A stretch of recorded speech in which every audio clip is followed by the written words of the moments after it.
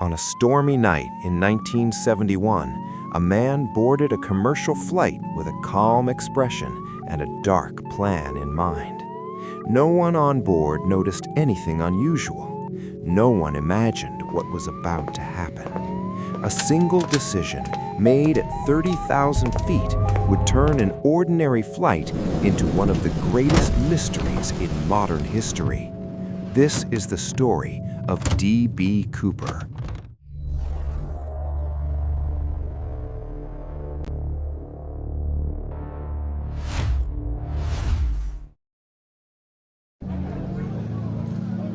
November 24th, 1971, Portland, Oregon, Portland International Airport. At approximately 2 p.m., a well-dressed man walked calmly into the terminal, carrying a small briefcase. At the ticket counter, the man calmly reached into his pocket and paid cash for a one-way ticket to Seattle. He carried no luggage, asked no questions, gave no explanation. To the clerk, he offered a simple name, a name that meant nothing at the time: Dan Cooper. The ticket slid across the counter and into his hand. No smile, no reaction. Moments later, a voice echoed through the terminal.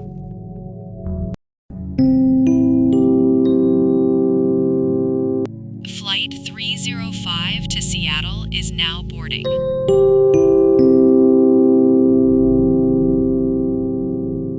The man rose slowly, straightened his jacket, and joined the moving crowd. He walked toward the gate, blending into the noise, the footsteps, the departure calls.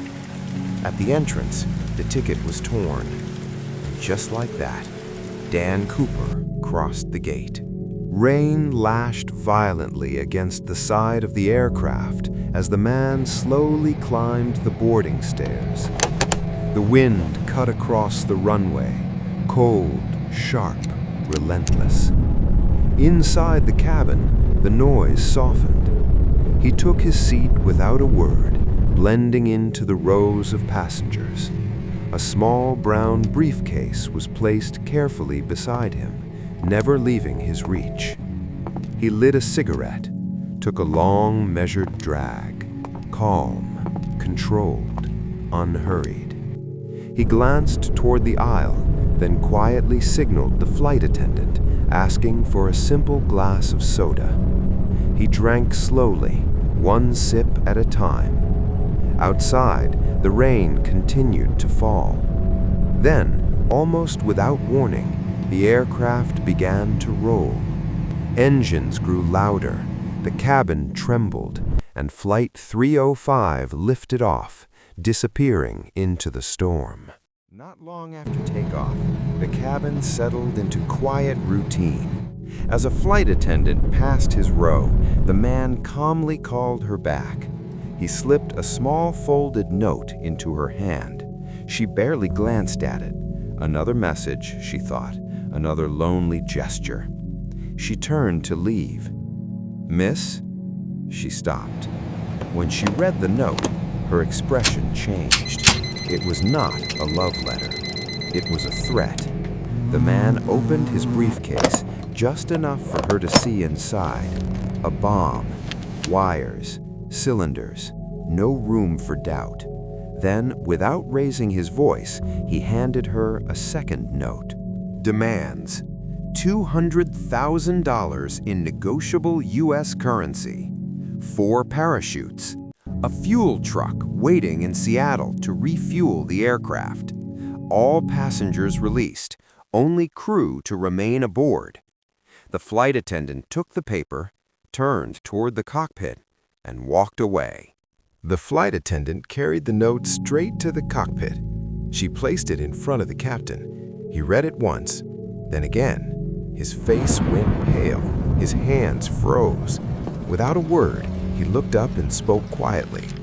"Contact Seattle Air Traffic Control."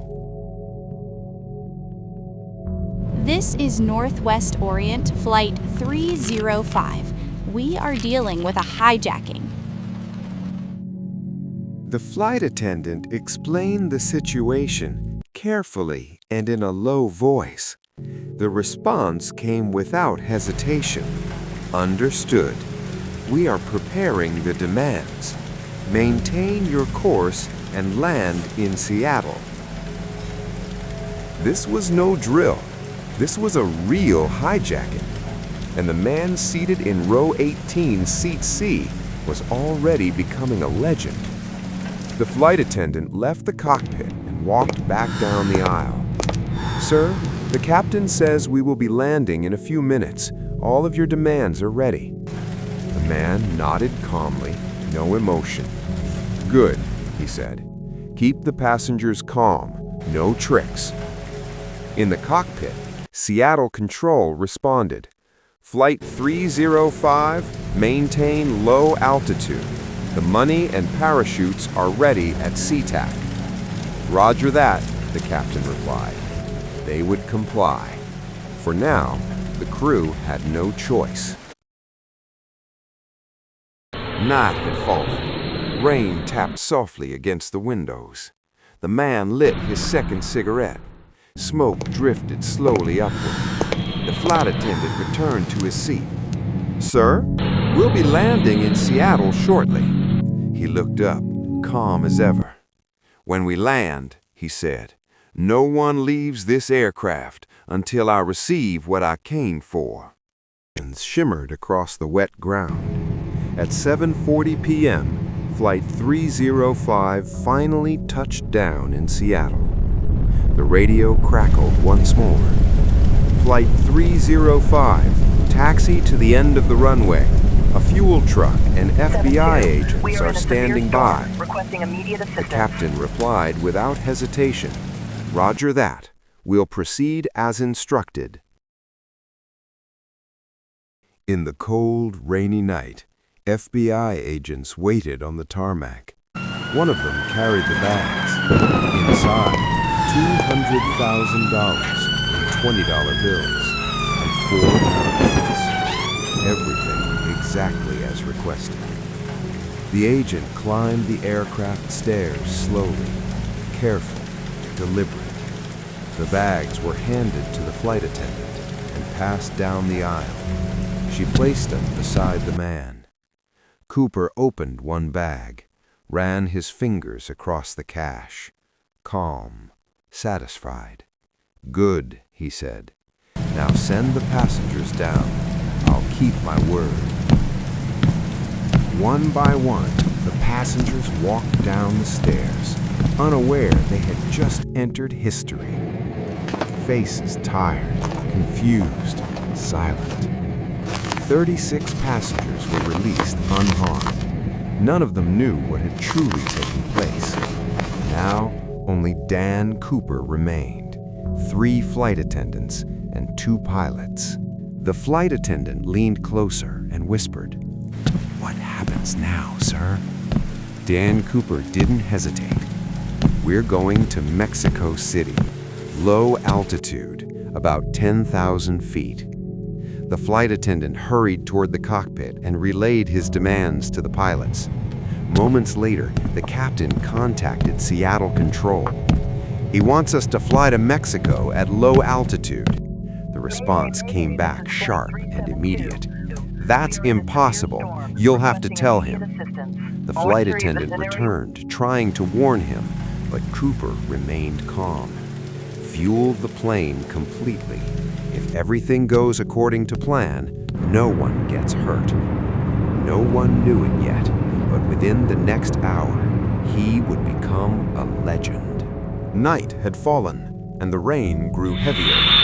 The roar of jet engines filled the cabin as the aircraft began to move. Dan Cooper lifted the parachute and slung it over his shoulder.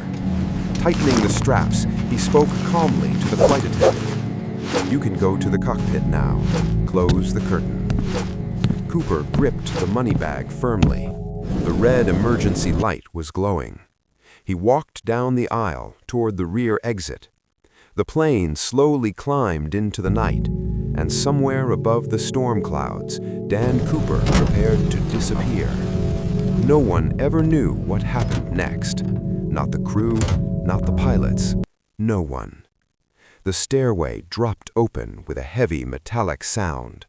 Violent wind rushed into the cabin. The lights began to flicker. And then, in a single moment, Dan Cooper jumped.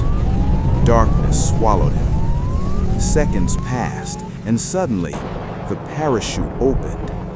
Inside the aircraft, the plane shook slightly. The captain spoke from the cockpit, his voice unsteady. I think we just lost pressure in the rear." The co-pilot replied quietly, almost in disbelief. "He jumped." The wind was gone. The cabin fell silent. The pilot sat frozen, staring at the instruments. Moments later, the captain keyed the radio. "Seattle Center, this is Flight 305. The suspect has exited the aircraft." A stunned voice came back over the radio. "What? He jumped?" "Turn back immediately. Initiate search procedures." Still in shock, the crew turned the aircraft around and headed back towards Seattle. Red and blue police lights filled the runway. The aircraft came to a stop. Inside, the crew sat in silence, shaken, pale, but alive. Moments later, FBI agents boarded the plane. The questions began immediately. When Flight 305 finally landed in Seattle, the agents were already waiting. They had only one question. The man who boarded the plane with a briefcase and vanished into the storm. Who was he? The crew described him, a man in his mid-40s, dark suit, clip-on tie, calm, disturbingly calm. Just hours later, the FBI released a composite sketch, a face that would soon become one of the most recognizable in American history. As dawn slowly approached, the search began. FBI agents, local police, and military helicopters moved into the forests of Washington state, a land vast, remote, and utterly unforgiving. Search teams spread out for miles, combing through wilderness few people had ever set foot in. Experts worked through the night, trying to calculate where Cooper might have landed. Wind speed, altitude, flight path, the angle of descent. But the storm had rewritten every rule.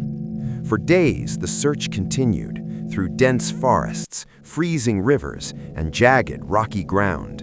And still, they found nothing. No parachute, no footprints, no sign that he had ever touched the ground. A man who stepped onto an airplane and erased himself from the world. But as days turned into years, something strange happened. D.B. Cooper was no longer just a hijacker. He became a legend, a ghost story whispered across the United States, a mystery that refused to die. And today, more than 50 years later, one question still echoes. Who was D.B. Cooper? A clever criminal? A desperate man? Or a mastermind who designed the perfect escape? Some say he never survived the jump. Others believe he vanished deep within the forests. And some still swear he walked away with the money, free, smiling, and never caught. And so, the legend lived on, a name whispered in shadows, a question without an answer. D.B. Cooper, the greatest unsolved mystery in American history. Some mysteries are never meant to be solved. Some questions refuse to disappear. And somewhere between the truth and the legend, D.B. Cooper is still out there. Escaped.